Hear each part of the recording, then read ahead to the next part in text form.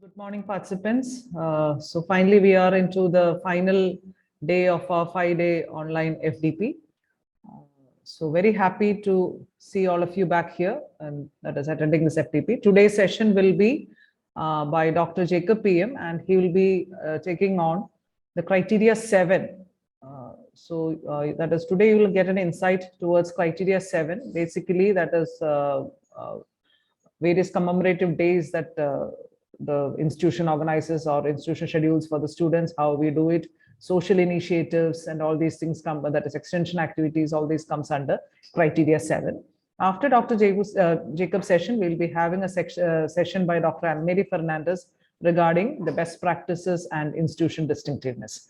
And with that, we'll come to the end of the session with the feedback and other activities. So I'm welcoming Dr. Jacob. That is, you have already seen him for session 1. I'm welcoming Dr. Jacob for the session. Welcome, Dr. Jacob. Thank you, Naina.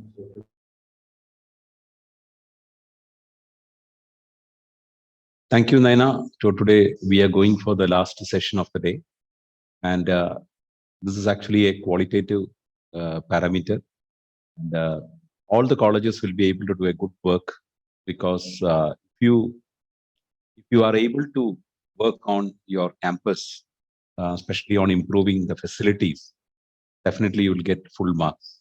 In fact, I can very well say that we got the highest score in this particular criteria because we had a lot of things to display also. And it is not that difficult also.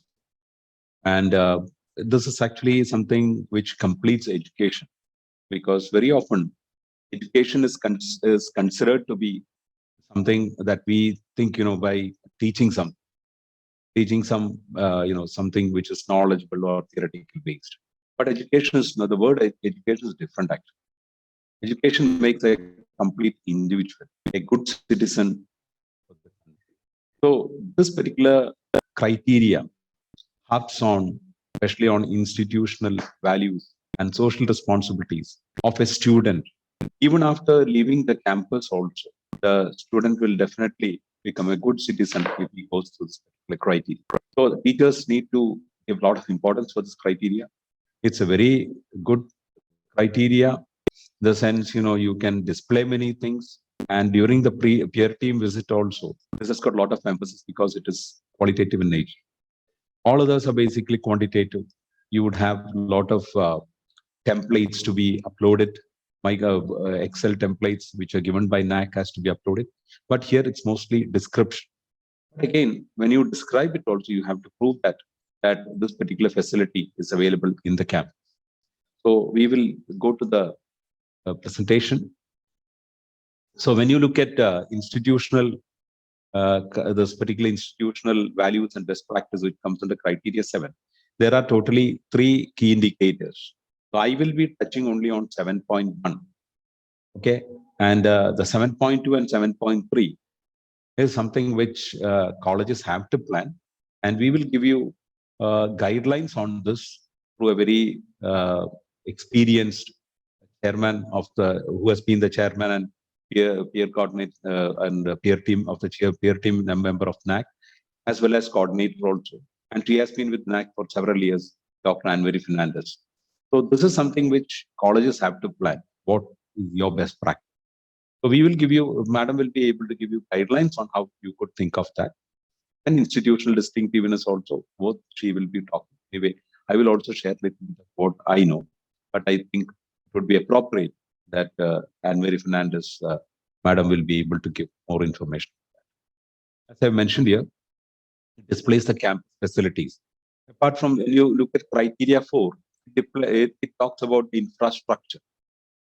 This is also connected to the infrastructure, but it is more in the area of environment, or it is more of in the area of actually national important days or waste management and improving the facilities of all the type of students that study in your campus, whether they are women or whether they are physically handicapped.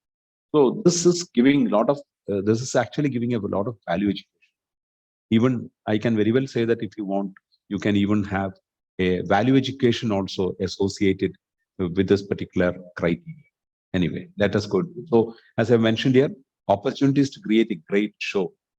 The sense, when the Naac peer team comes, they can visibly see this. And, if you can impress them, you get a lot of marks for this. I can say that, we got like out of 4, we got 3.7 for this criteria. So it is possible to get this good marks for this.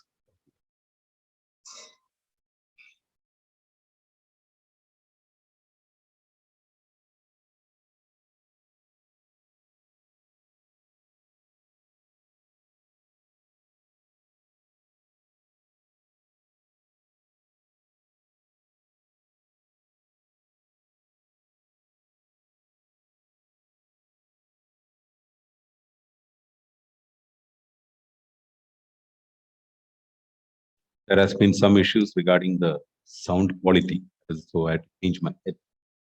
Okay. Okay. So let's go to the right 7.1. So in 7.1, if you look at criteria in this particular 7.1, you will find a lot of things that are there, especially in criteria 7 also. You find that there's something on gender equity, because the importance of women as well as the importance of girl child. So gender equity is there. Another one is actually environmental consciousness and sustainability. Inclusion and situatedness. How do you manage the culture of your institute is another one. Institutional distinctiveness and best practice, of course, you get to know about like institutional distinctiveness. Again, let me give you a brief. It talks about how your institute caters to the community. For example, your neighborhood community. You have people in your community, especially why was the institution formed? Whether it was formed, to cater to the rural group, or maybe for the tribal group, or different types, or where is your institution located? Is it accessible? So those things will come under institutional distinctiveness and best practices. You will get more information, but still something which you do different from other institutions. That is what we call as best practices. And best practices not just something which you do it once in a year or once in 2 years or 3 years. It is actually a continuous process. And this best practices should be there throughout the year also. With small programs, you can do it. And whatever you do, you are always harping on actually the best practices of the institution. Other than that, you will find human professional values, green practices, and facilities for the differently, as I've mentioned. In fact, the differently abled or women or everyone is should be able to learn in your institute. They should be able to get education from your institution. That is what it means when you look at criteria 7. So when you look at criteria 7, what are the things that you require? For example, you can talk about what are the measures that the institution has been promoting gender equity. For example, infrastructure-wise, you can have a lot of infrastructure, or whether it is for security, you can have, or maybe the type of you're organizing some entrepreneurship programs. That is again. So there are various ways in which you actually can promote gender equity. Now, one of the things that is mandatorily required for all academic institutions is that you should have a gender sensitization plan. It is mandatory. Now, this is actually earlier it was not there, but Naac has now very clearly mentioned that you should have a gender sensitization plan as far as your institution is concerned, without which you cannot. It's mandatory. So when you do the Naac, it becomes more. So you have to create actually a gender sensitization plan and what all. Similarly, you can also include topics on gender. You know very well that there has been a lot of issues, which has been happening towards or attacks on women has been happening. So we need to actually create awareness among every one of us that our women and girls should always be protected, and children should learn about all these. They should be able to respect both the sexes. Both of them should be able to respect each other. That is what they should learn. They should live in an atmosphere where they could trust between genders also. That is another thing that you could have, especially in families. We have The same thing should be provided even in campuses also. So for that, as educationists, we have a big role in promoting this gender. So you can have include topics for on gender in the curriculum also. Similarly, naturally, you have facilities for women also important. So I've mentioned a few things that is required, like women's cell, of course, mandatory, grievance redressal cell, again, mandatory, anti-ragging, mandatory, anti-drug seminars, counseling, mentoring. Then you can actually promote actually the value of women by encouraging girls, to donate their hair for a cause, especially during criteria 3. Dr. Suraj was talking about hair donation camp for cancer patients. That was one of our program. Then women empowerment. Start actually startups by women from the campus. It is possible. You encourage them to start off. So there are many great entrepreneurs also in this country, like Dr. Kiran Mazumdar, and several of them, who have taken up this entrepreneurship. So definitely, this should be this these type of case studies should be taught actually to the women, to our girls as well as women also, and make them empower and tell them that they have an excellent future. Similarly, CCTV cameras, fresh rooms, enough fresh rooms again. Look at what is the percentage of men and women. Uh, you would find that sometimes the gender, especially in Kerala and all, the number of women are increasing as compared to men, as far as PG programs are concerned. So we have actually had a fresh look into how many fresh rooms are required, whether the ratio is maintained or not. Initially, when we build an institution, we may build it equally, but later, what happens? The ratio changes, and that has to be taken into account.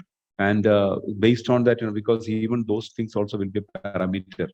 Similarly, security staff, the closeness of police station, walkways, suggestion boxes, fitness center for men and women. All these things can be written in your gender. Even Divyangajan also is coming in another side also, but even in women in gender also you can also project, because there can be men and women coming to your campus, for studying. So all these are some of the. Similarly, supporting activities like group discussions, screening of documentaries, talks, paper presentations, case studies, gender roles, street plays, all these things can be. So when you look at gender equity, you have to look into three areas. One is gender sensitization program. Second is physical facilities, and the third one could be other support facilities. So this is what I have given you some photographs also. So you can find, that the Kurati police station. And mention that the closest police station to us is actually Kurati police. So that is talks about security, or the number of fresh rooms that we have, or maybe the sick rooms that you have. Similarly, you can have even vending machines for sanitary napkins. Also, all those could be a part of basically the physical facility that you have. Similarly, you also report regarding anti-ragging. These things could be definitely uploaded. Similarly, there's a sick room. Then we have actually waste management facility also. Similarly, security. All these things are part of gender equity also. Then comes actually alternative sources of energy. 7.1.2. Again, this carries around 5 marks, and you have to mention as to what all facilities that you have in the campus. For example, solar energy. In fact, energy is becoming a very big issue. On one side, it is increasing the cost, and on the second side, we are actually contributing to the carbon footprint. So even organized education institutions should move on to solar energy. Now, when you have in the campus, this will create an awareness with the students also, and naturally, when they become, when they start they start building their houses, or when they started thinking about the environment, they should be able to talk about that we had solar energy in our campus. Similarly, biogas plant can be there. You can wheeling to the grid is another one. For example, when you have solar energy, you can contribute your excess power across the government. And the only thing is you have to maintain a file based on how much of that is being contributed. Now, whenever you do this with the wheeling to the grid also, try to create actually a study. You can ask your students to study about this. For example, before the solar and before wheeling to the grid, what was the power which was utilized? And then now, after contributing to the grid, what are the savings that you make? If you can create a report, it can be given as a project to your students, and definitely that would help you. Similarly, there's another transformation that you could do if your college is using LED bulbs. Now we are changing actually to low energy bulbs. So even to LED, change of actually even for that matter, bulbs and all those things, or energy saving bulbs and all those things can also be used as a study, and you can present these studies when the PTV comes to the campus. So LED bulbs, or formerly it was the other type of bulbs. So they were consuming a lot of power, but now the power, it has become power efficient. So try to create a study on all these. Whatever you present, you need to have geotagged photographs. Bills have to be there whenever you change. All those bills have to be there. Electricity bills. Then, however, you should also be careful that generator is not something which is accepted by that, because again it is creating pollution. I'm not saying that we should not have generators. Definitely, as a backup, we should have. But again, don't write diesel generators another alternate source of power, because it is contributing to the carbon. Similarly, the another one criteria is 7.1.3, which is waste. We take care of our waste, which in colleges you would find that uh, the there are different types of waste. For example, we may have plastic waste, especially pens and refills are thrown out. That is one type of waste that can have. Plastic covers. Students may bring their food in plastic kit or plastic covers and throw it. Or maybe we are not able to utilize. We are not able to, uh, like manage that. So there are similarly paper waste. So we can actually convert. We should be able to convert from paper. You should actually go to the using laptops and all, or maybe using telephone, smartphones. We can reduce actually paper. And always tell students, that don't take print for everything. Like, for example, you should create an awareness also that not necessary to take everything in print, only whatever is necessary. Even that tag also can be put in your signature and your email also. So some of them can remain in the phone or the laptop, and it's not need to be printed. So those type of awareness should also be given to the student. Similarly, like you have liquid waste also. For example, drinking water. Maybe there can be leaks in drinking water, or maybe wastage of water can. Now this can be all collected. For example, some of the washrooms and all, all water can be collected. They can be even purified, and they can be used for gardening or plants. So you can very well say that we are utilizing our liquid waste, water, all those things. Water recycling is happening. Now, for us, we don't have biomedical, but if you have in certain colleges, you may have even biomedical waste also. That also needs to be, especially medical colleges and all may have biomedical waste management. So we need to have very careful thought on all those things also, because biomedical can create even diseases also. It can bring back some of these diseases. You must be very much knowing that, like now already we have a COVID attack. Now, the earlier, one was basically hepatitis A. Now, hepatitis A is so we should know that these has to be purified or maybe recycled and made edible, or maybe used for plant. So we have to be careful on how we manage the waste. Otherwise, we end up in a big catastrophe also. Then e-waste is another one. Laptops on mobile phones and all those things. Too much again as creating actually e-waste. So in my visit to one of the colleges, I have found, or even we also have it, it's basically recycling of pens. So ask your students to buy only refills instead of actually. Similarly, paper pens are also available with seed. There are certain companies, which promote it as a corporate social responsibility also. So you encourage your students even to use paper pens also. That is another method. So as a faculty member or an educationist, you have a lot of obligation towards your community as well as your students also. So start teaching them on the importance of waste management. So here, actually, if you are having e-waste management, you can have an agreement with certain agencies, which actually recycle e-waste. So that MOUs or agreements can be very much important. Similarly, geotagged photographs, how you segregate your waste, like plastic waste or metal waste and all those things, how you segregate. Those photographs also can be shown.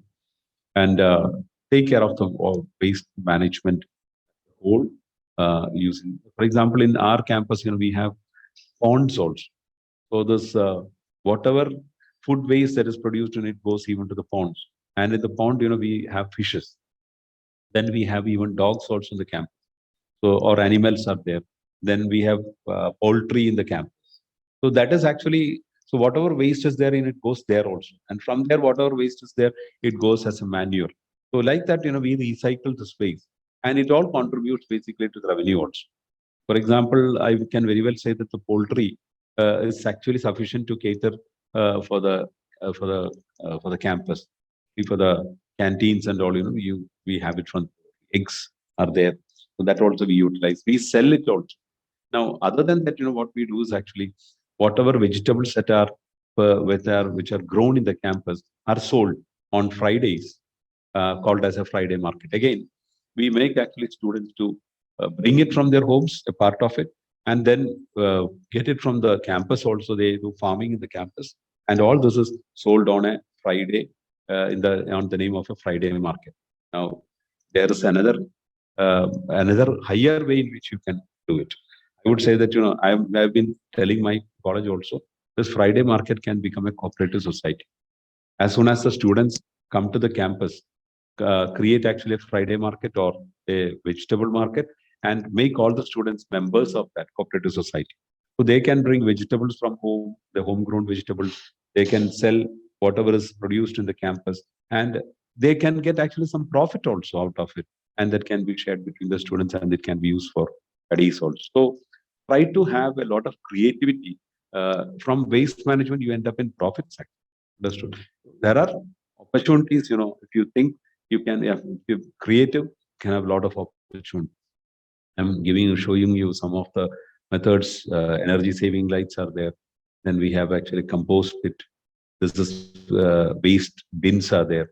Different colored bins are there. And we ask students to put their used pens, and this is actually recycled and given back to them. Then we have water. We have rainwater management systems also.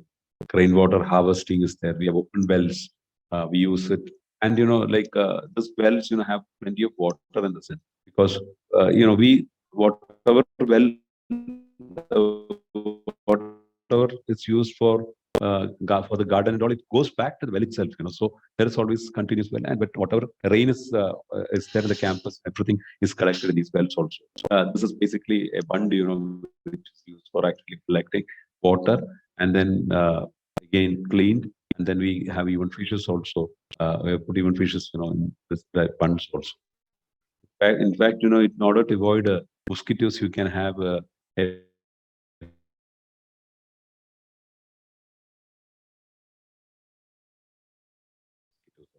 this is the campus. Our campus is a very green campus with and we have people to take care of this campus also.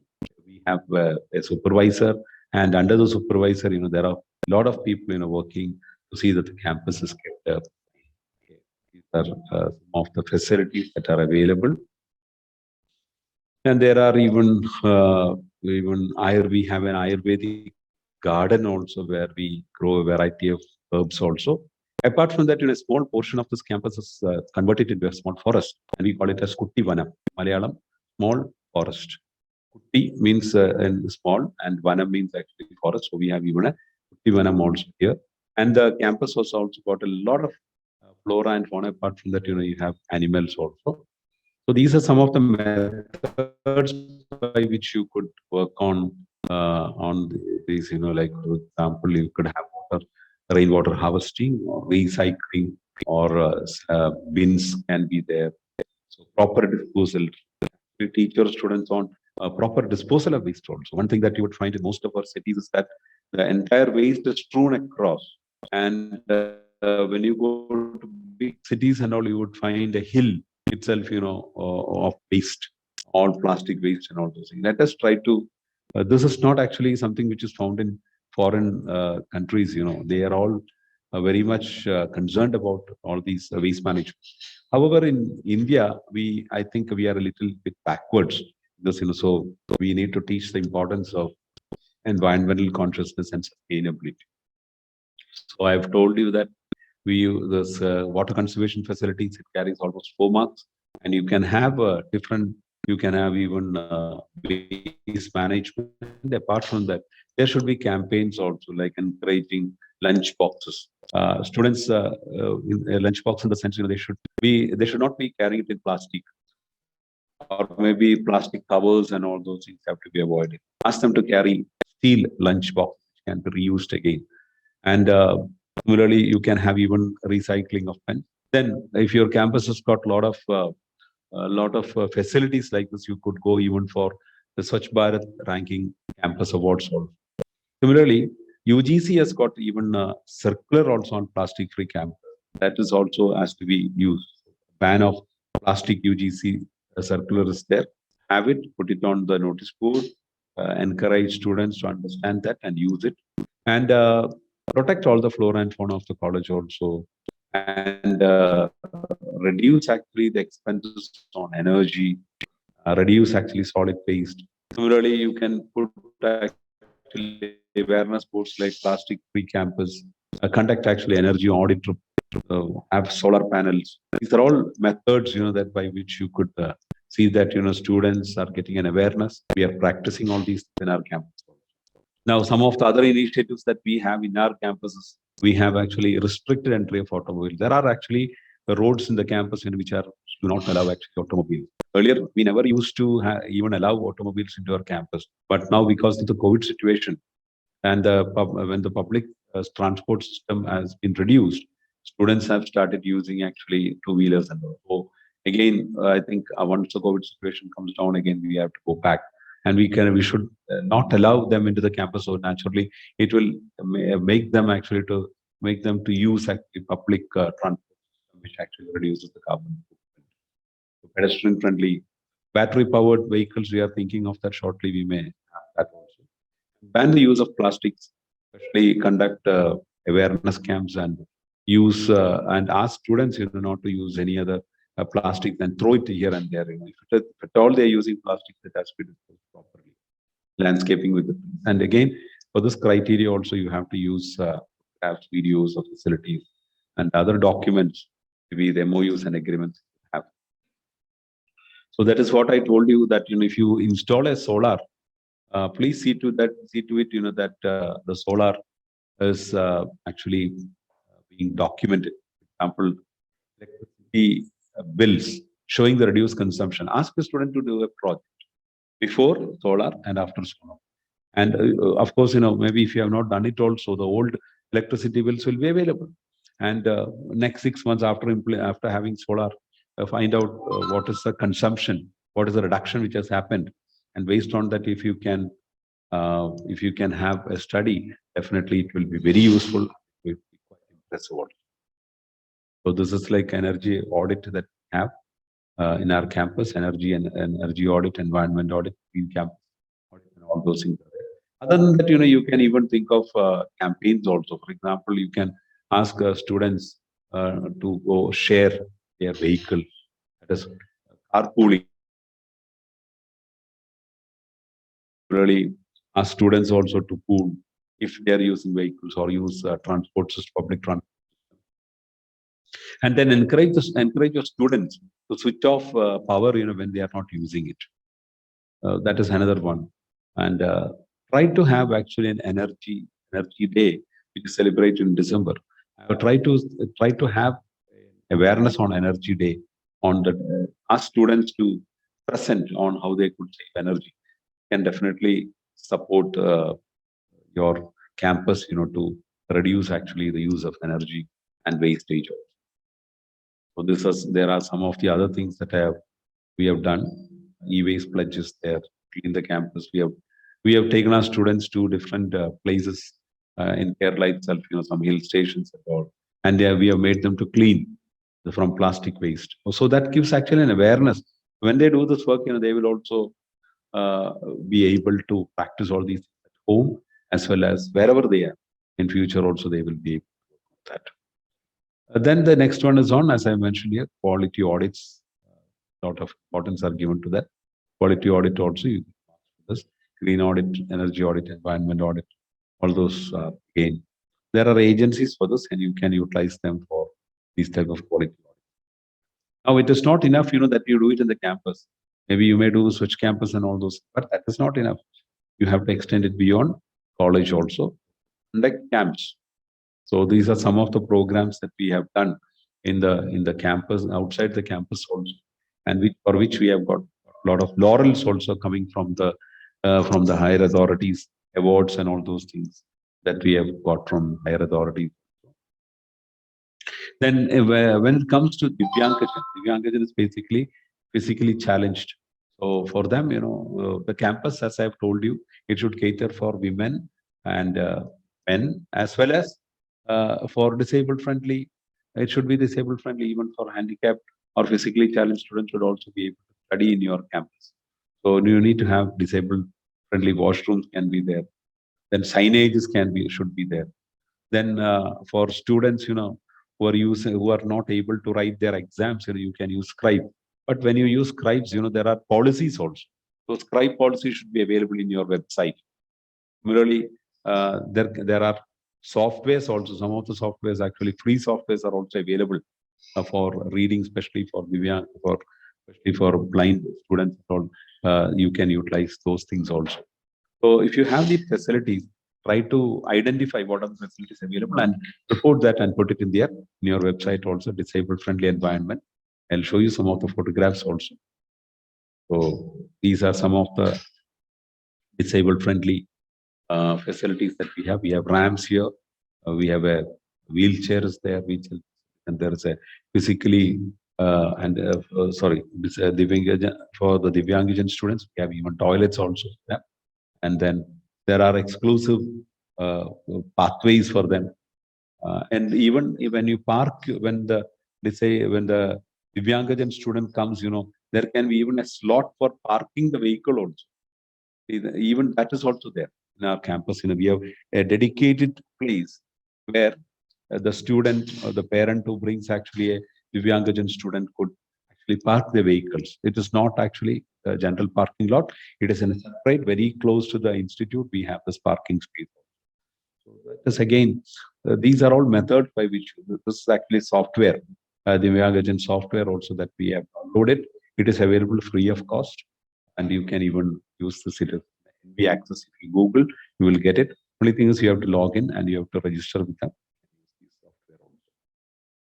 Then the next one is 7.1.8 is inclusion and situativeness. The sense, how do you how do you prepare your students in accepting everyone? That is basically this particular criteria. So India is a country with diverse religions and caste and all those. So it is important that we need to live in harmony with each other. And so tolerance and harmony should be encouraged. And what are the methods that you do? At the same time, at the same time, they should be able to accept each other. Okay, so when you talk about tolerance and harmony, students should be able to accept each other. They should be able to live happily with each other. They should be able to tolerate each other. With everyone in beyond gender also, beyond caste or beyond religion. We have our own, maybe the own spirituality that is there, but let us not bring all these things and spoil the harmony. So again, this is again an issue which is happening right now. So inside the country also there are issues. So this is where I think you need to teach our students on accepting each other, tolerating religions or tolerating linguistic, communal, socio-economic, and supporting. See, for example, you can talk about what you can celebrate actually different types of festivals in the campus. Similarly, you can have days on like Hindi speaking. For example, we celebrate actually Malayalam. November 1st is Malayalam. So we celebrate the Kerala. Then Hindi days are being celebrated. Then you can have other languages also. Look at the type of student profile and staff profile that you have. Suppose if your college is situated in a neighboring, very close to the neighboring state, for example, Kerala, if it is in Palakkad, if your college is in Palakkad, Palakkad is very close to Tamil Nadu, that is Coimbatore, which is in Tamil Nadu. Now, if you are a college which is situated in the border, you may have definitely a lot of students coming from the other state also. So try to see that you are actually celebrating. That is the reason I mentioned here. Look at the student profile and staff profile, and based on that, you can even have festivals of other states also in your campus. In fact, if you look at the government, they have this program. For example, whenever Pongal is celebrated in Tamil Nadu, the Kerala government gives a holiday, especially in Palakkad as well as in Trivandrum. Why? Because these two districts are very close, basically, to the state. So look at the profile that you have, the student profile and the staff profile, and based on that, organize programs so that you are able to have harmony in the campus. And again, any document that you have should be photographed with the GP, with the what do you call this GPS. Photograph should be there, and you should be able to put it in your website, in a gallery also. Some of the programs that we have done here is you would find Onam celebration, Keraliyam, Christmas, then Women's Day. That's basically the cancer donation of hair to the cancer. Women's Day we celebrate. So this is basically empowerment of women. It can be taken as empowerment of women, or it can be considered as supporting those who are in need. All these are this can have different meanings also. So you should be able to project it in your 500 words as to what we mean by these programs. Then another one that you should have is we have also done programs on copying, because nowadays even cheating, copying, and all. So try to have even campaigns on copying is shame campaign, which you can organize to teach students on ethics. Similarly, our Prime Minister also has been regularly conducting a program called as Pariksha. You can participate in that. Similarly, in union budget. On one side, it can be academics, and on the other side, we should teach our students, that budget is very important, because they are the future citizens of this country, and they are the people to take ownership also. So they should be knowing as to what is happening in the budget, and they should learn about the budget and try to implement it or use it in their to become and promote action governance also. The other one comes as constitutional obligations also. Now you can have certificate in human values or constitutional obligations like voting. Suppose if you're this is again 4 marks, so you can have programs on take your students to a Gram Panchayat and allow them to interact with the people of that Panchayat. So they will be able to learn as to how it functions. Because we are now since we are at a digital age, you would find actually a lot of schemes are available for the students, and many of our students are not informed about what all facilities are available, how a Gram Panchayat functions. So you could take them to the Gram Panchayat and ask the secretary or maybe the official to describe what are the processes happening. Similarly, this is actually voting which is happening, or again Independence Day and Republic Day and all that we celebrate in the campus. See that that students are in touch with the what is happening in the campus. This learning can be taken across to the other India, taken across to others, as well as they will grow up as good citizens of our country also. So that is again another way in which you can utilize all these facilities also. You would find, as I've already told in the beginning, this is something that would help you in educating them. As I've told you, education is not just teaching them with theoretical or something that you just dump into their heads. It is not that. Education is something to create actually a rounded individual. That is what the whole core of education. It is not just research. It is not just anything. It is basically creating individuals who are rounded individuals who have got a commitment towards the society, commitment towards the community. All these things are of importance, rather than anything else. So education, this dimension, this particular criteria 7 will help you on creating rounded individuals for the country. So they, wherever they go, they will be successful also. Now, the next one comes is basically the code of conduct. Okay, whether you have a code of conduct. So again, handbook, the website, and all, you can have code of conduct. And your college has got different types of stakeholders are there on the campus. One, you have students are there, you have administrators are there, you have teachers are there, you have other staff is there. So try to have this code of conduct for every one of. Okay, you can write actually. So if you check our website, you can find actually the code of conduct also is displayed in our website. It is not, yeah, it is going to our website. So you can hyperlink that. I have hyperlinked it, and so code of conduct can be there for actually for staff, for students, for faculty, everyone. You can have code of conduct. That is something that you could have. So similarly, you can have code of conduct even for higher authorities also. Even for management also can have a code of conduct. Because you would have found that that several higher ranking officials also, they may speak out of context also sometimes. So what they should speak and what they should not. So there, for that also a code of conduct is required. So code of conduct can be in different levels. It can be for different staff or students, faculty members. So and try to conduct actually an annual awareness also, because we may write many of these in our website and keep it, but unfortunately we ourselves may not read. So try to conduct even some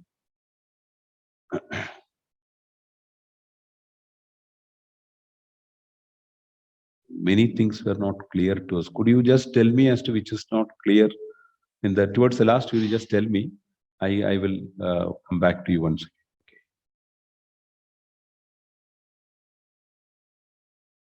Yeah, this is again. This photograph is basically taken. When any student comes to our camp, we see to it that they are taught on what is anti-racking, or what are the conduct which they have to follow in this college. We make them to take this oath also, and when they during the time of convocation, we will see to it that they are being briefed, and again they take an oath when they leave the campus also. So definitely this would also support them, teach them the values, and whatever the values that they have understood, they can very well learn it from the procedure, from the awareness that you conduct in the campus. There is code of conduct.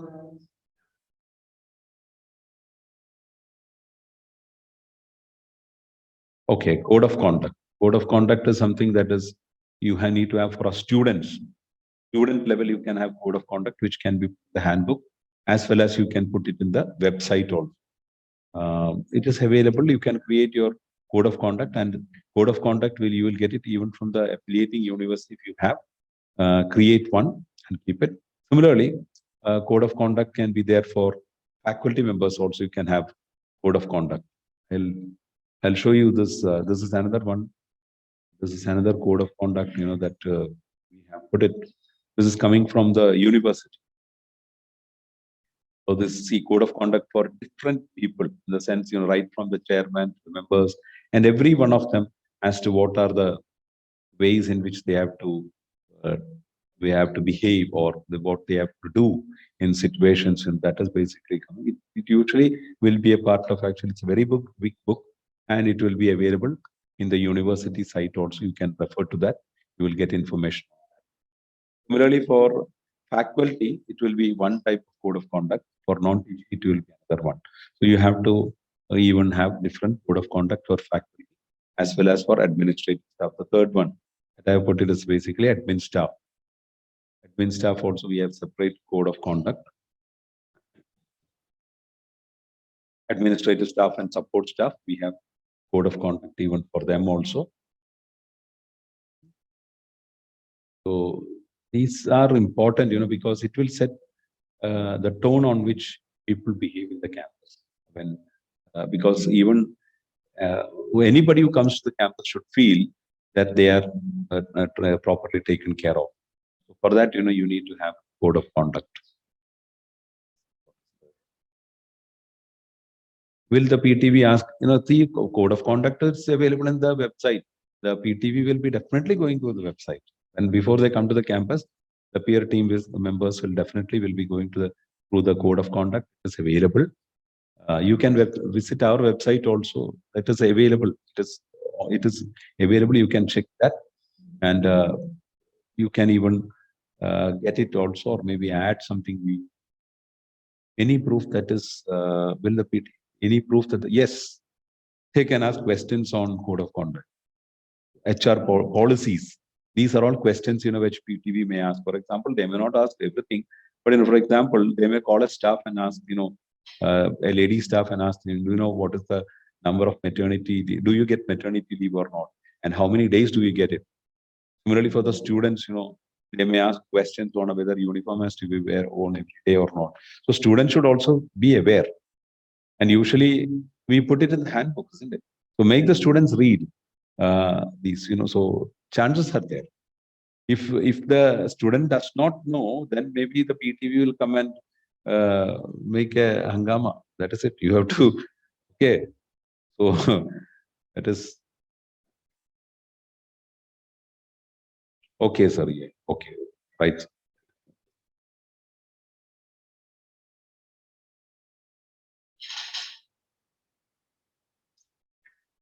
Ground level.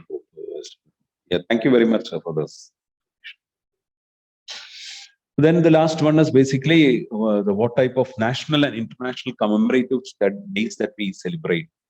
Again, India is fast becoming a developing economy, and we are now, and some of our programs have gone international also, especially Yoga Day has become an international program, and across the world, people are celebrating this Yoga Day. So this commemorative event should be always be celebrated. There should be photographs also. So try to have those festivals and events, identify what is relevant for you, and have some festivals and events also celebrated, and create actually awareness programs, geotag photographs also. So these are some of the photographs that we of the celebrations that we have. We have actually Environmental Day celebration. Then we have Women's Day celebrations there. You would find even men also participate there, because we encourage actually men also to be there. But when you conduct a Women's Day, I don't think that men should be kept away. Men should be there, because then only they will understand the importance of actually having women along with them. So that is the reason we encourage even men also to be there. Similarly, Yoga Day, then another one is like World Food Day. All these can definitely be there as a part of your celebrations. So that is it. I think I have made some of the photographs also there, and I think this could be utilized. This is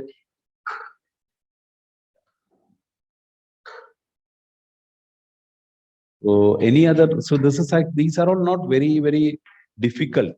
That is what I would like to share. These are all not very difficult things. That you can very well have all these facilities. All these programs can be there. So only thing is you have to be a little bit creative and look at how to organize all these. Let us become better educators. That is what I would say. When you become an educator, better educator, all these things will fall in place. This is a qualitative parameter. So you will get a lot of queries, especially from the PTV also. They would try to ask, somebody has asked, yes, they will be asking for. So we should be ready to have even proofs also. And let us do, you can score a lot of marks. I think, every college can score a lot of marks here. It will take a little bit of effort on this, and you can even request management also for some of these facilities, especially green campus, energy, all the basic big themes, which are there, and we need to we have to take care of all these things. So And it is not just enough, that you take care of the college. We take care of even of the community. Another one is like you can even look at what your neighboring committees are, neighboring community. I mean, people who live outside the college, like the surrounding the college. Now, see, for example, sometime, yes, sir, this particular transgenders is not included till now, but I think maybe shortly that also will be there. Now it is not there. Yes, sir. You're right, sir. Sir, that is where which I think we should be prompt, sir. We have to have photographs. We have to record it. We have to maintain attendance sheets. Everything has to be there. If you're conducting an awareness program, for example, if you're conducting, let's say, World Food Day, you need to have a poster on that. You need to have photographs of that, geotagged photographs should be there. You have to have attendance for that program. All these are mandatory, without which, like that is not acceptable. So maintaining record, there's no tip, sir. It is the person has to take willingly. There is no, create whoever is the criteria 7, tell them that create actually a format on whenever you have a guideline on that. For Naac, whenever any program is conducted, you talk about an awareness program or a conference or whatever, brochure has to be there, photos have to be there, then apart write-up has to be there. Similarly, record, in the sense signature has to be there, attendance has to be there. Again, when you make attendance also, another thing that you have to notice that if you have got 500 students and 50 students are participating in all activities, be careful with that. Okay. See, basically it is an inclusive in nature. So if you are even having an awareness program, 500 students are involved, 500 students are there. If it is 50, 10 programs, it will be better. Rather than the 50 students participating in all the 10 programs. That is again something that you have to know. Because they may ask you for, again, in this parameter, there is no attendance, but still they can check. So see to it that it is distributed. Anything that you want to record in Naac has to follow these guidelines, without which it is not possible, they will not accept. Because they think that we are cooking up some data. So don't do that. So now why is GPS there? Earlier GPS was not there. GPS photographs were not there. Earlier, these are all photographs on the World Environment Day. It was held long back, So those days, GPS photographs were not there. And, like many colleges are cooking up because now, so because of that, they said that now photographs without GPS is not acceptable. So when you get into Naac, automatically you become structured. That is the good. Yes. You need to show attendance proof, my dear. Whenever you do any program, record it separate.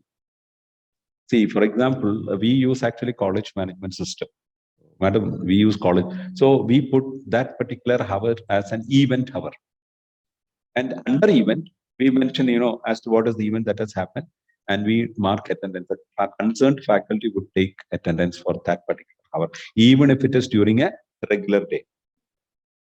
Understood. So now there are programs, if it is an add-on program, if you are conducting an add-on program, get signature. It is not enough that you mark attendance. That is another side. If it is an add-on program, that is because students are coming willingly to attend the program. There you would need to get active signatures of students. But otherwise, if you're conducting an awareness program, you need not actually get a signature for that. But if it is an add-on program for them, you need to get signatures. I am actually sending my students for OBT, outbound training. Now it is actually in a different place, in a different location. So I would ask my faculty to take attendance. Or the students who travel from here, sign saying that they are responsible, whatever things that are happening and all those things, they will give an undertaking from the parent. All these guidelines have to be practiced. So When you do Naac, you become structured. That is another thing that you, till that time, we were doing a lot of programs. It was not structured, but now things are becoming structured. I think I have given you enough information. So now at 11 o'clock, we have Anne-Marie Fernandez also joining the program. So I'll just stop. If you have got any clarification, otherwise, you can even write to us also. We will definitely support you. I may not talk again. So let me tell you that I'm very much thankful to all of you. And let me say that my team and all of us are very much there to support you in this process. This FDP, maybe it is ending today, but the relationship that we have gained through this will definitely be there. Yes, madam. Anybody who has participated in FDP can always contact us. We will definitely help because whatever we have learned, we do not want to keep it as a trade secret. It's not trade secret. It is basically that when you share with somebody, you learn more. You become better. So we also learn better, So that is what we are. Our culture is like that. Because my faculty members, I was into this a little bit earlier. But when I asked my faculty members to do this FTP, they were willing, and they said that they have learned a lot. Even after doing this accreditation, had it been done before accreditation, they would have done better. That's what they said. So we all have to learn, and we are in the process of educating people to become better citizens. So let us take it with all dedication. We are committed to each and every one of you. Whenever you want any support, you can always contact us. We will have time, and we will, if you want to visit our campus, maybe close by and all, we can come, or otherwise, even online also, we are available to contact, and any of my faculty would be willing to support you for all those things. Definitely. Thank you very much. So,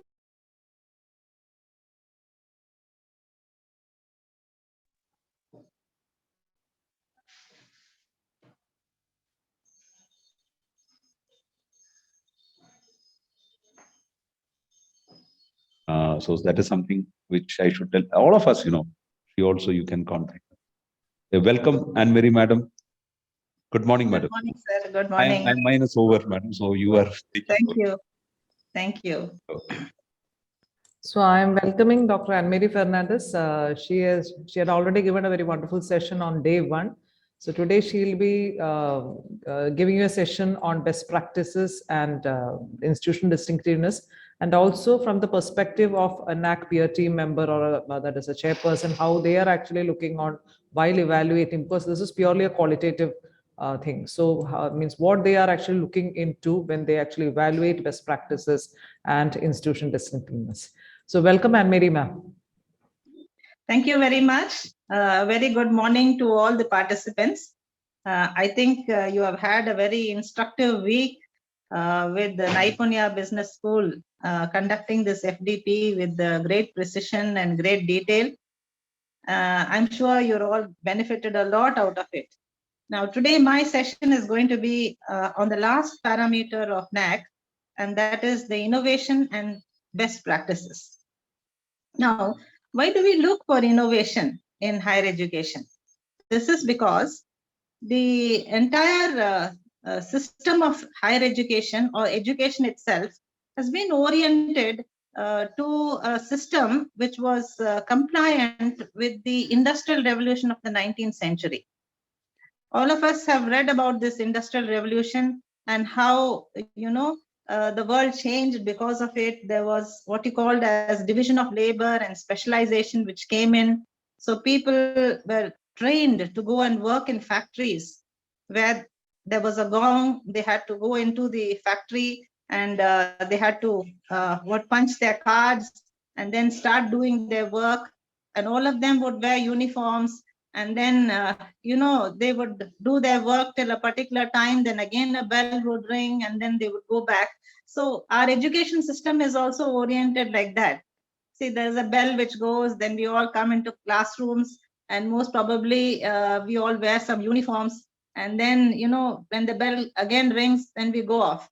So the whole system of education has been oriented to a 19th century work culture or work ethic.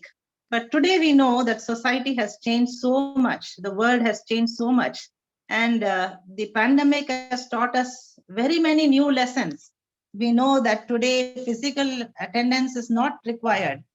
We know that students can log in remotely and they can follow our classes. So, and again, today's manufacturing, today's industry is not based on division of labor or specialization, but it's based on two very important innovative aspects of our society, and that is information technology and biotechnology. So information technology has provided all information to us at the touch of a button.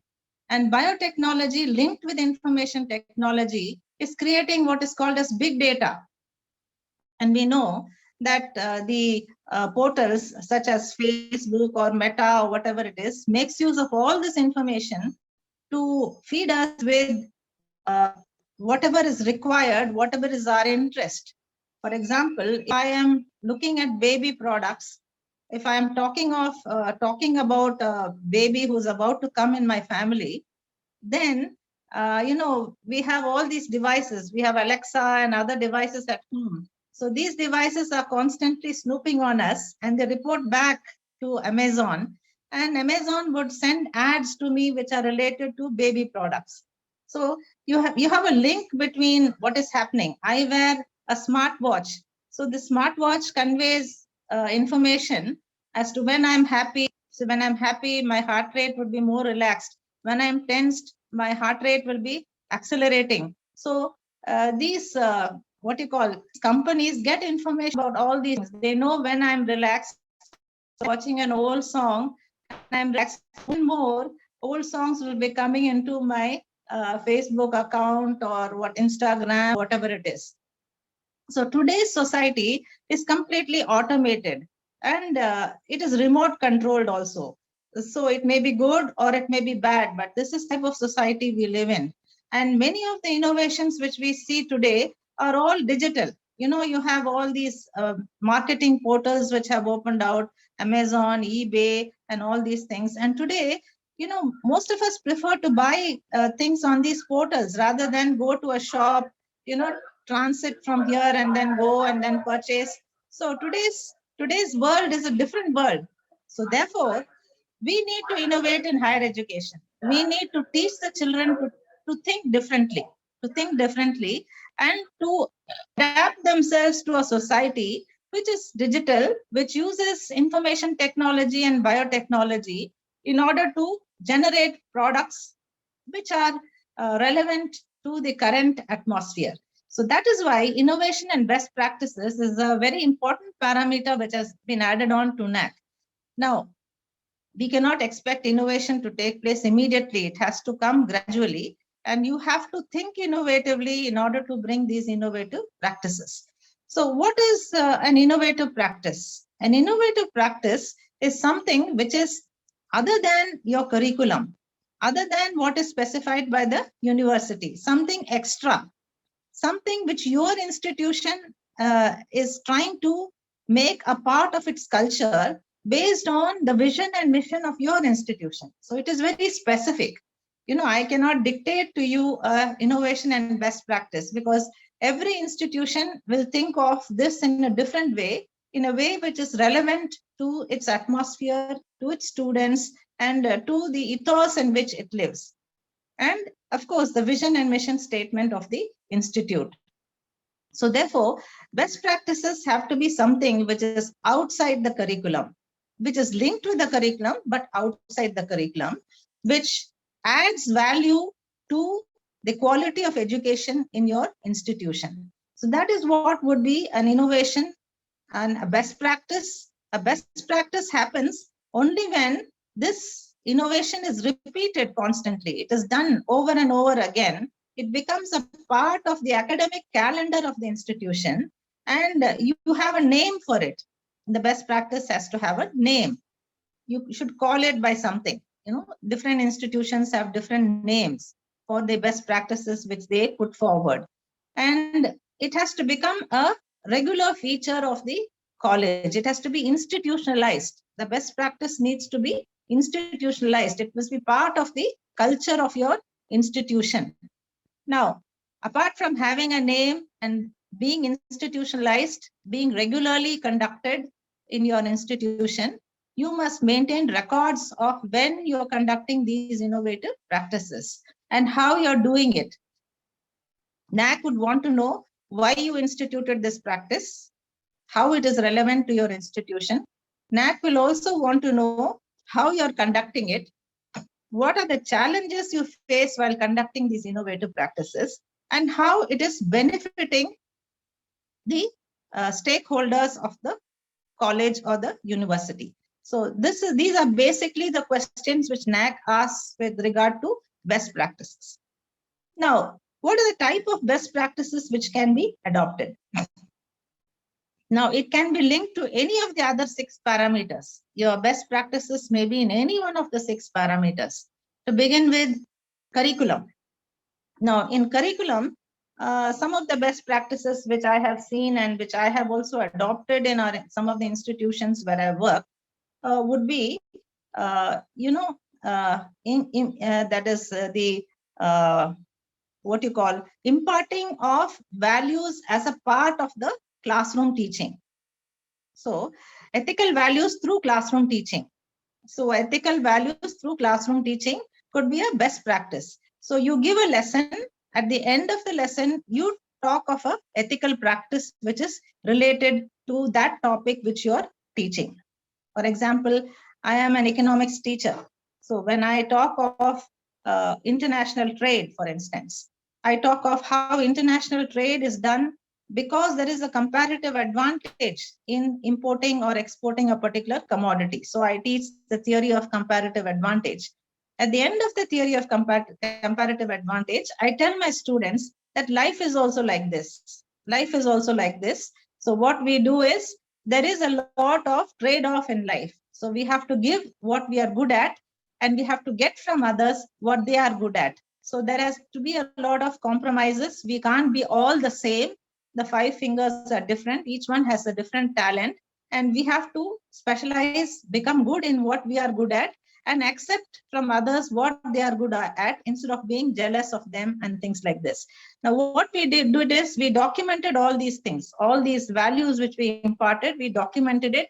We see, this is before the digital thing came into existence. Today, of course, you can record these classes and you can show it as a sample to the peer team which comes. So we did a documentation and we had a full, what you call a booklet on imparting ethical values through classroom teaching. That was a best practice. It was much appreciated by Naac. So you can do this. Of course, it calls for a lot of training of the faculty, but it is a practice which is based upon the curriculum, but outside the curriculum. So it's a very easy practice. You have to get oriented towards it and make it a part of the institutional culture. So whenever you take a class, at the end of the class, you have to give a lesson. I mean, you have to give a life lesson, a value lesson to your students. One best practice. You can think of many best practices like this, which you can adopt. So that is with regard to its curriculum, and teaching and learning come both overlap with regard to this best practice. Now, you can think of many other best practices like this. For instance, we teach subjects so independently. So we teach, for example, we would teach human resource management and separately, financial management separately, because you're a business institute, I'm talking about this, and you would talk of organizational culture differently. Now, supposing you have one class in a week which integrates all these things together and provides a practical session for the students where they make use of their knowledge in all these disciplines to solve a particular problem. So if that becomes a part of your timetable, that is an innovative practice. For instance, my granddaughter is studying now only in the 7th standard, but she's studying in Australia. So they have, every week they have a class called a STEM class. And the STEM class is only for the brighter endowed students. So the brighter endowed students are given a problem which is related to science, that is STEM, science, technology, mathematics, and engineering. So some problem regarded to this, which takes into consideration the knowledge of the student in science, in mathematics, in what you call technological aspects and engineering aspects. In 7th standard itself, they do a workshop. They have what you call as a design workshop, where the endowed students go and make use of their STEM knowledge to either create a product or to solve a problem. So this becomes a healthy practice. So if you can integrate 2 or 3 subjects or whatever you're teaching and give them a problem solution and find a solution, integrate it into your timetable, it becomes the best practice. You have to give it a name, make it a part of your timetable, document the process, how you're doing it. You can't do it with all students because all students may not be at that level. So you will have to assess the level of the student before you admit them to this class. And then afterwards, you have to document all these things, point out the difficulties you have faced and how these students have finally benefited. So that is how you would document a best practice. Coming to research and extension, now this is again a very interesting area in which a lot of good practices could be adopted. And specifically with regard to extension. See, when a college has a motive of serving the society, then you could adopt a village. Most of the colleges have NSS and they do it as part of NSS activity. But this goes beyond NSS. So beyond NSS, if you're able to adopt a particular community, and if you're able to use your students to study the problems in that community and then create programs or work with the panchayat union or the local bodies in order to provide services to the people, then that becomes a best practice. In one of the colleges which I visited, while during the demonetization period, suddenly they switched over to digital platforms or digital modes of payment. So many of the traders did not know how to operate this digital system through RuPay or through Google Pay or through whatever that is, the digital Amazon Pay or whatever. So these students would go to the traders and they would teach them how to use the digital platforms to accept payments and make payments. So here, this is a very good practice because it's addressing a specific problem in society. So they started with this. They started when demonetization came, they started with familiarizing ordinary traders, small Kinara stores and traders to understand how to accept digital payments and make digital payments. Then once they became educated as far as that was concerned, then they started teaching women how to access government programs through the e-portals of the government. So if you know the government, all the government beneficiary programs are on e-portals, but ordinary people do not know how to access it. For example, if there's a widow, she's eligible for a widow pension, but she does not know how to access this widow pension through a portal. So the students would go and they would sit there in the particular village or the particular what you call town panchayat or whatever, and they would help these women to register, how to get a password, how to use it, how to use the OTP, all these things they would teach them and help them to register to become a beneficiary of the government programs. Now, very valuable best practice. So the students are becoming good at learning how to use the portals. They are helping people to understand how they can benefit out of the government schemes, and the government schemes which were hitherto the privy of only the privileged now becomes the privy of the downtrodden and the less privileged, to whom actually it should go. Actually, these programs are meant for those people only. But in today, we see that people who are not that poor are enjoying all the government schemes, whereas the poorest of the poor, because they do not understand digital platforms and have no access to it, they have no way of doing it, right? So this is again a best practice. You can give a name to it, and then you can, document the process whenever the students go. It's all digital, so digital footprints are there. You can start a whole app based upon which you can help these people. So that becomes it. The digital footprints are automatically there, and you can see how you can document how the people have, what was the problem in introducing this in society and how the people have benefited from it. This is again becoming a very good practice. Again, for example, making the campus plastic free. Many institutions say this is the best practice, but it's very easy to say that it's plastic free. But what is the making a campus plastic free is kind of what you call a negative type of a negative intervention. A positive intervention should be linked with the negative intervention. So if you don't want people to use plastics, what are you wanting them to use? So you want them to use cloth bags.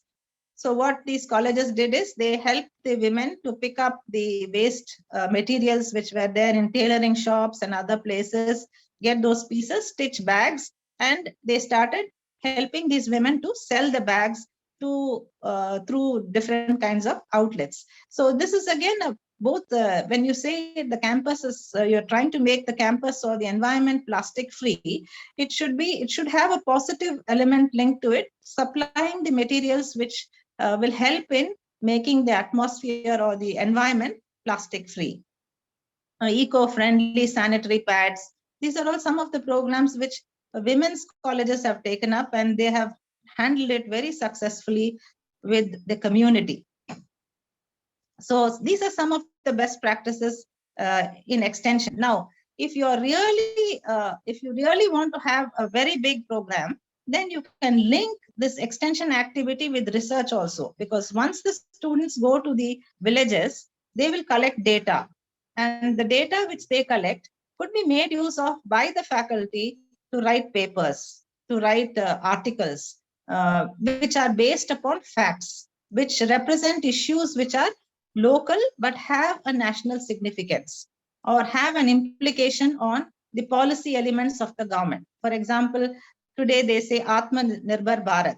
Now, what is the problem with implementing Atmanirbhar Bharat? You cannot write a paper unless you have a data pertaining to this. So you look at the small industries there, you ask the students to go see what are the problems of these small and what you call mini enterprises which are there in your locality, and they bring back the data, and then you can use this data to show what are the problems related to Atmanirbhar Bharat and how the policy is not oriented to the grassroots level. So these articles will immediately have a high impact factor, and they will help you in improving your publications record, improving the research output of your institution. You can do it along with the students. You can give combined credits to the students also, and once they get published, both you and the student will benefit out of it. In addition to this, it is also helping the government in understanding the weaknesses with regard to its policies. This is a very good practice. Not many institutions have taken it up because the difficulties are there, because you have to go outside the curriculum, you have to find time to visit the local community and spend time to collect information from there, spend time with the people, and collect authentic information, and again use that in order to analyze it and then write a paper. So this is a very good practice. Some institutions, some universities have done very successfully. They have increased their publication record because they have a complete set of 10 or 12 adopted villages where this program is happening continuously. It could be multidisciplinary. Students of economics or commerce or management could study the business aspects. Students of biology or zoology could study the the flora and fauna of that place and then publish articles on that. And students of chemistry could look into pollution issues and collect data or collect samples and then make use of that in order to see how the local pollution issues can be dealt with. So these are all extremely value added programs which are well appreciated by Naac, because it benefits not only the faculty, it benefits the students, it benefits the stakeholder community also. So your best practice will fetch you more marks if it is benefiting a larger section of the stakeholder community. So, but some institutions just take it as best practice. If you say they have replaced some ordinary bulbs with LED bulbs, they have, when Naac visits, they will buy some plants and put in the campus and say we have clean green campus. So all these are very superficial best practices. The peer team can immediately see through this and understand that it has been done only for their benefit. It's not institutionalized. It is not a practice. And, there are many slip-ups. For example, you say plastic-free campus, but when the peer team comes, you give them a beautiful bouquet, which is completely wrapped in some kind of plastic degradable material. So what happens immediately, you understand that these are all very superficial things which are being implemented for the sake of Naac. So don't do it for the sake of Naac. Do it because it is a value addition to your students. It's a value addition to your institution. By doing this, your institution becomes popular with the local community, becomes popular with the local representative, the MLA or the MP or the the panchayat leaders. You develop a rapport, and this rapport really will benefit your institution because they will all come tomorrow in order to support you. So when the peer team visits in some institutions where these practices have been very well adopted, for these sessions, we get people who come, we get the local MLA, the local MP, we get the, they come and they represent panchayat representative, we get the women group leaders, you have the Kudmashri program with which you can link up and do many things. So those representatives come and they give authentic account of how the college has intervened successfully with the community in order to solve a particular problem or in order to add to the welfare of the community. So that way, one of the most successful best practices would be that which is done with the local stakeholder community. Yes, but there are difficulties. You have to spend more time. Maybe some of your holidays and your vacations could be spent on this. It calls for commitment. It calls for people who are really interested, because if you have people who are doing it only for face value, the program will become a failure.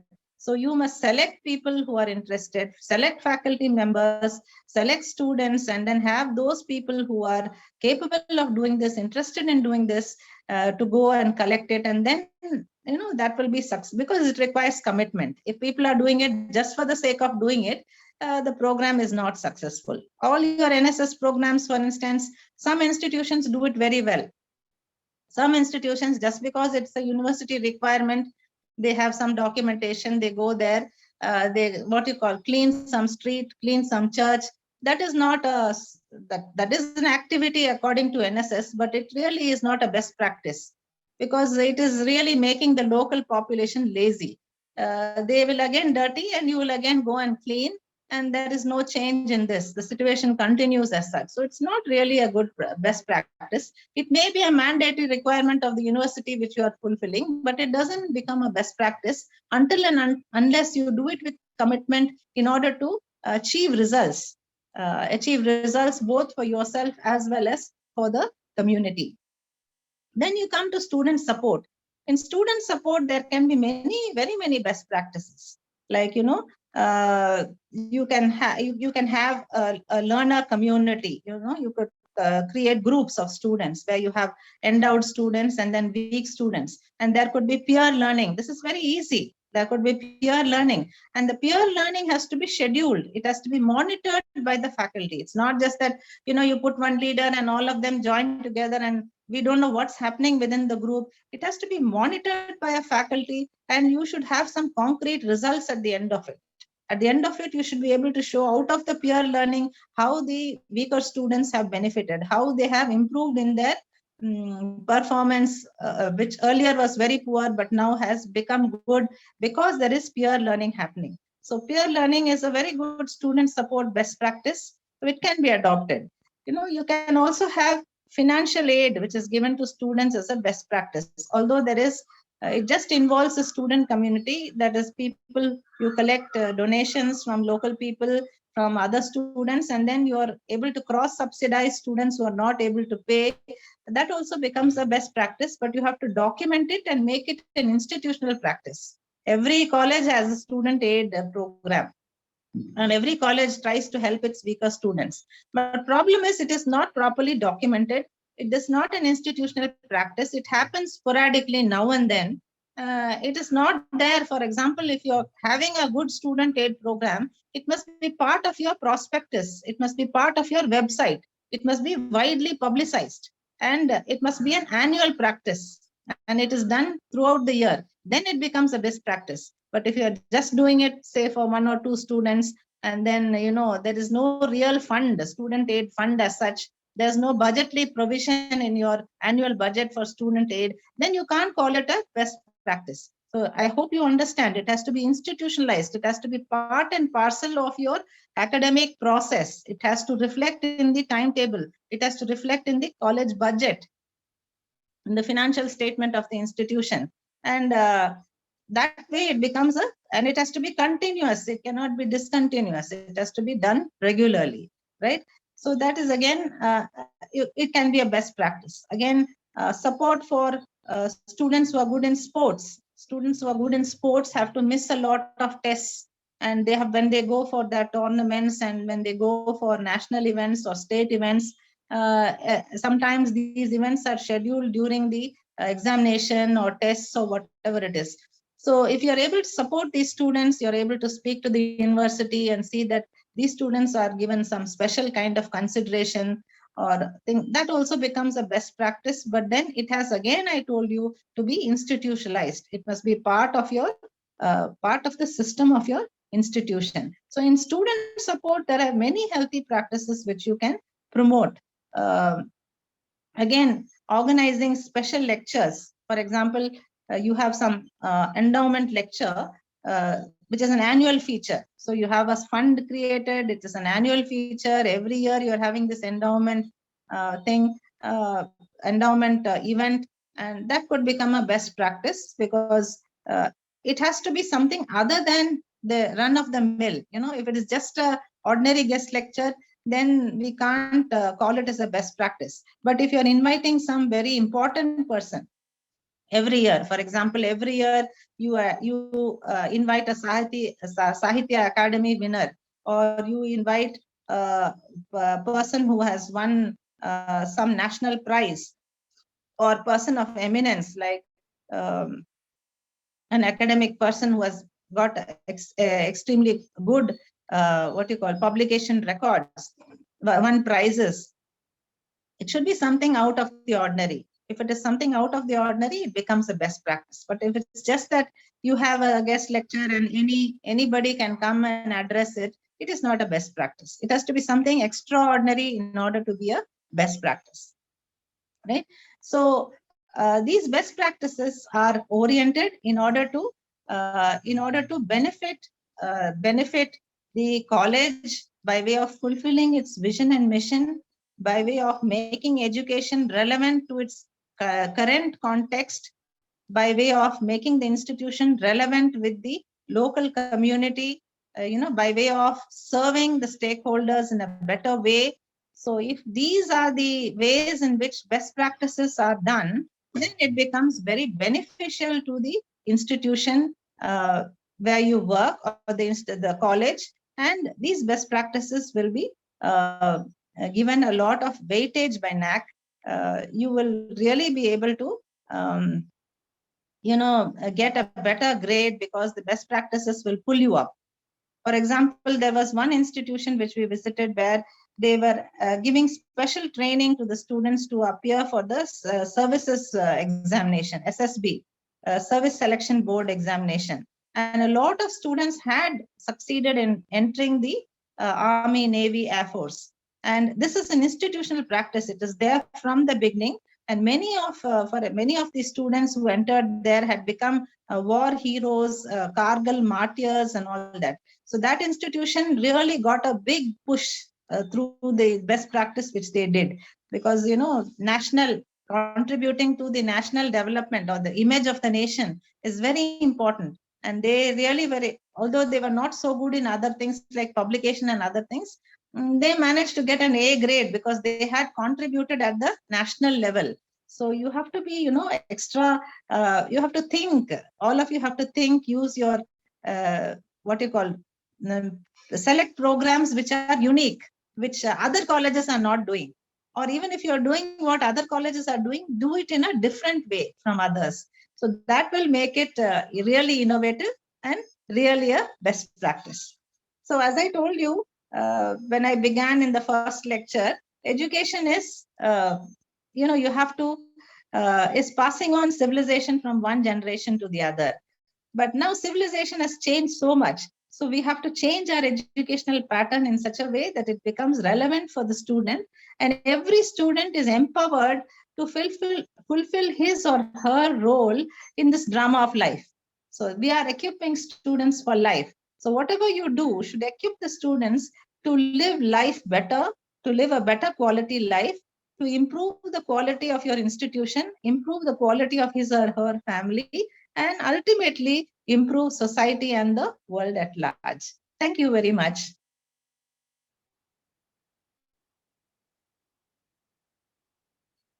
It was quite enriching. Your whatever that you have given was quite enriching, and I think we should. I think colleges would have learned as how they would be able to have their best practices also. You have given some examples also from your visit. That also is good. So I think we should start thinking of actually coming out with good practice. I think even the colleges also definitely will. So we'll have. I am handing over the session to Diana. Thank you very much. Thank you, Naipunya, for the opportunity given. Yeah. And so thank you, and and it was a great session. Thanks a lot. So I invite Father Paul to speak a few words. Mary ma'am, thank you for the beautiful session. Thank you, Father. We have always been very much inspired by your talks, and especially today, when we are talking about the best institutional practices with NIMIT, it's one major practice that we have is something called Sneha Sangamam, where we gather all the institutions of underprivileged, the institutions for the physically handicapped, mentally challenged students, elderly people. So today they are holding a program for them. So normally the second Saturday of every year, February, we used to have a beautiful program in the campus where we call them all together. And this year, as you said, it is institutionalized. We have every batch visiting. One batch of student is associating with one institution. So 22 batches of students are adopting one institution, and they have regularly visiting them, and they have various programs for them. And since it is this pandemic period, we are failing to gather them together in the campus, but we go to them and we have celebrations with them. And there is an online program also which is being held today at 6 o'clock to 8 o'clock. So anyway, it's the same day you come and share about institutional practice. And I'm also getting a new nuance. You are talking about the linking it with research or possibilities, and it's something new. So, and I was just thinking that it is possible for us also to do that. So thank you, ma'am, for the input which you are giving us throughout, the guidance which you give. And also thank the participants for your for being with the NBS throughout these 5 days. And we had Mary ma'am as a resource person from the beginning, and she is also here at the end of the program. So I hope the whole program had been beneficial to you, as it was started with a very rich session with Mary ma'am, and now today she is here to conclude. So I also congratulate the coordinators from Jacob sir, Naina ma'am, everyone who had been contributing with this. So thank you, everyone. Thank you, Mary ma'am, for being with us throughout. Thank you.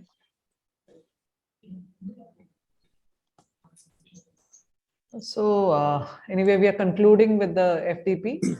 And it has been a wonderful journey for us too, because it is a first journey after our Naac accreditation that is moving ahead with such a FDP, like talking about how to improve that is on your Naac accreditation process. So first and foremost, I would like to extend our sincere gratitude to Dr. Anne-Marie Fernandez for accepting our invitation and spending valuable time, giving valuable information to all the participants as well as to us.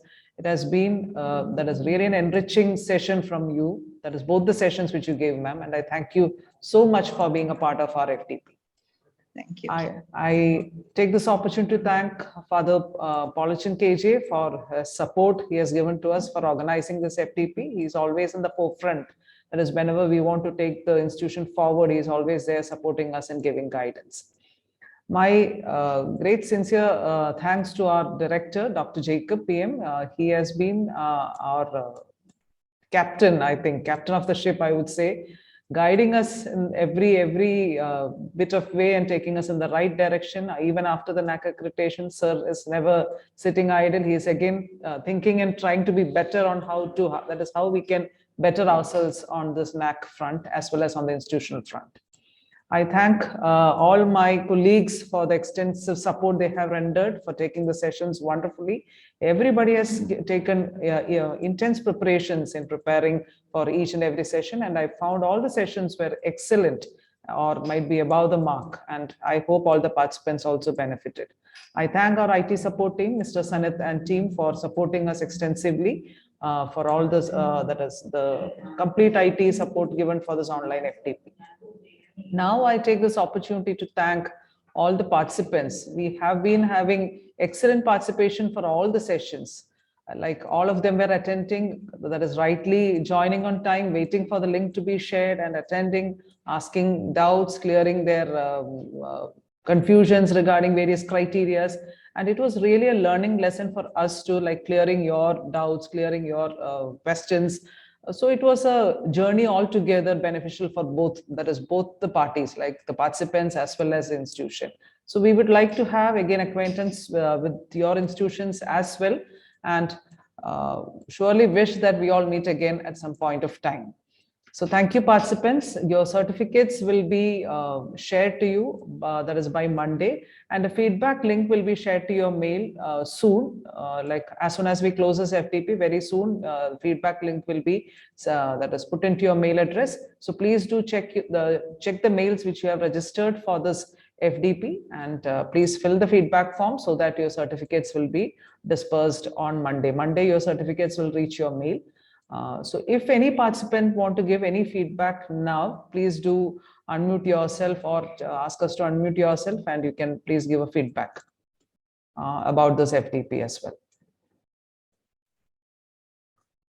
It was really a pleasure to have participants across India. That is, we got an opportunity to share our knowledge to all the participants across India. So that itself is a very happy moment for us.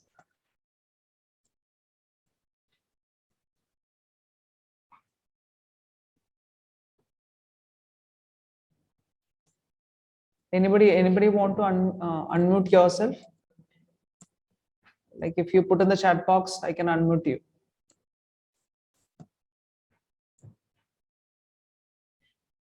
Mehak.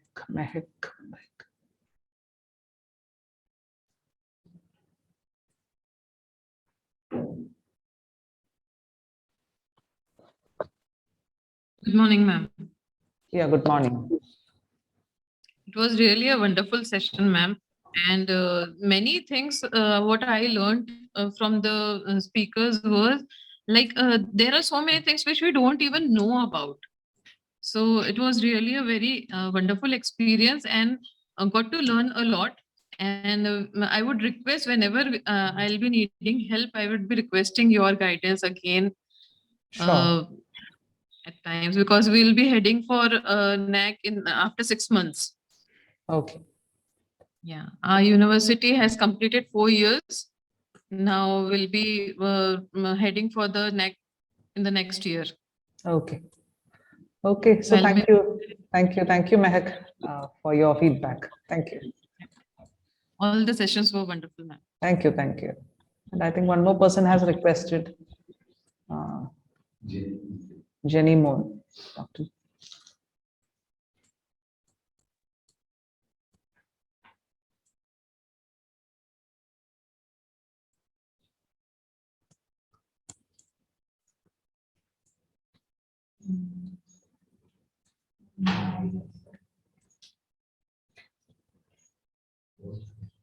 Sir, we cannot hear you.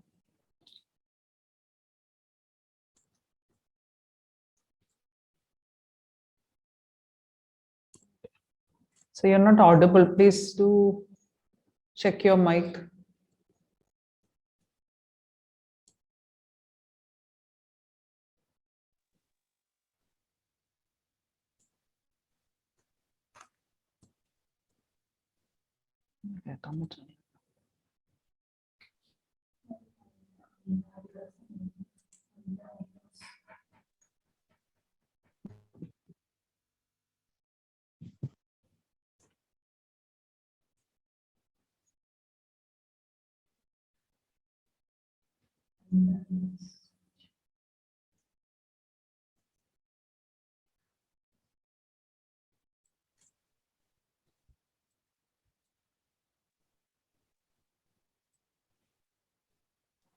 Hello, ma'am. Yes, Can yes, you hear me, ma'am? Yeah. yes, we can. A very good afternoon to one and all. Ma'am, thank you so much for a very well organized FDP, and all the sessions were very informative.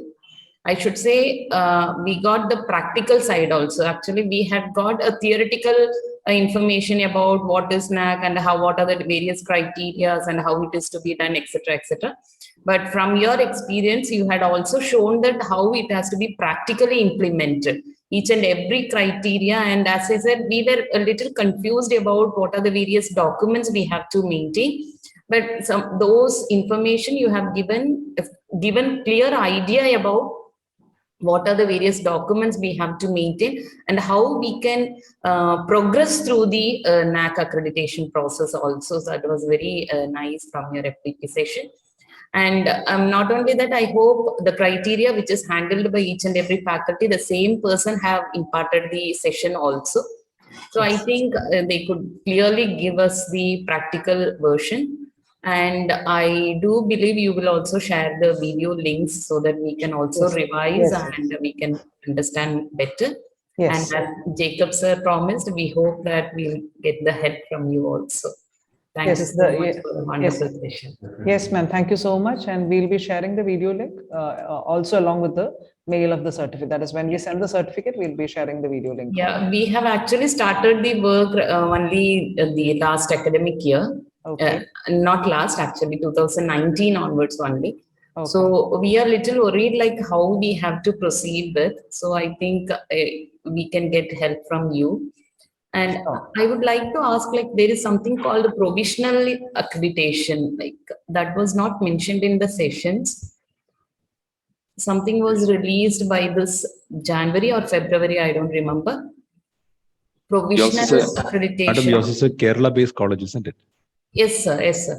We are Kerala-based. from Kannur, Chinmay Kannur. Arts and Science College for women. So, Yeah, affiliated to Kannur. Kerala, in Kerala, all the colleges come under only provisional. Every year we have to get accreditation from the university. That is. What about the it. provisional accreditation, sir? Right. See, all of us are under provisional accreditation. Okay. No. Provisional affiliation. Sorry, provisional affiliation. All of us are under that. No, sir. Not about the affiliation. Accreditation itself. Naac has released a newsletter for provisional accreditation. I'm not very sure. Anyway, we'll read about it and we'll. Okay, sir. So they are asking for only the 10 different criteria, and they say that like 15 out of 40 score is scored. So we will get provisionally accredited. So just to understand whether we can go for accreditation process or not. We can ask Anne-Marie Madam that case. Yes. So with this, shall we wind up? So anyway, I think connection unstable. So thank you, participants, for giving your valuable feedback as well as the support to us. So look forward to meet you again. So thank you so much.